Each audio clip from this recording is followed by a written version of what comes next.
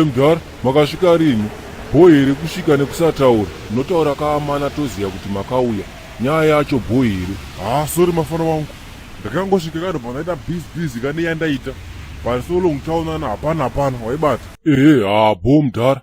Timu paJoza kana ichinge yapindira kudai so, totongoziya kuti machena nhamo dzese dzapera. Kuti udaro here mafana. Tuma lighters kaututu. Ndozvima 2 minutes. Mudhara murikuona henyu katenesi kamakapfekaka. Zvamanje bho zvekuti itori first time yangu kukaona muno muZimbabwe akabatike zvekumhanya muno muZimbabwe hadzimo. Zvekutodaro here mafana wangu. Kungodai nekudai waibata. Mudhara, haisi Rolex here iri muoko menyu iyo. Mudhara maakurema. But pano paEpas Mudhara muchenjere henyu kubviswa ruoko nemageto youth mukatorerwa wachi. Ko Team Joza makapindira riniko?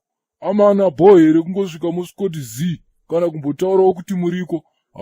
Amana ndo mari yacho here. Aiwe Mudhara iwe, usandiitire dzungu mhani iwewe. Waida kuti Mudhara uyauye kumba kwambuya vako here?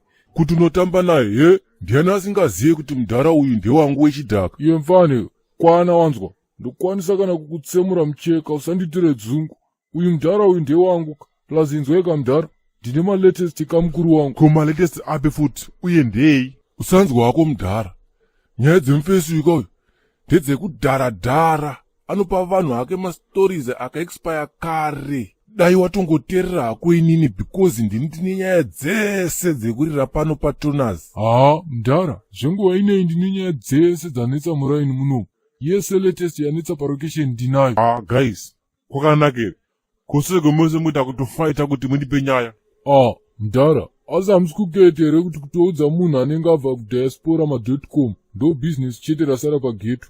Saka ini kamastori angu ndochaja 100 rand kapa every latest story and handitambire kamabhoni. Mudhara uyu koyu anodhura uyu. Itsaga chai.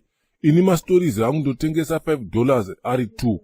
Uyu siyana naye tsaga hana kana dhiru. Apa wabafutwa changu. Visa, kasika ubvisa hako ndisandafonera mama izvozvo. Iwe. Ndo zvinosaswa here pawo nezvizvozvo. Tingere chakukwapaidzai. Tikurira mhene isina kana sendi. Utori feke hako mhene iwewe. Ibva apo ukwane.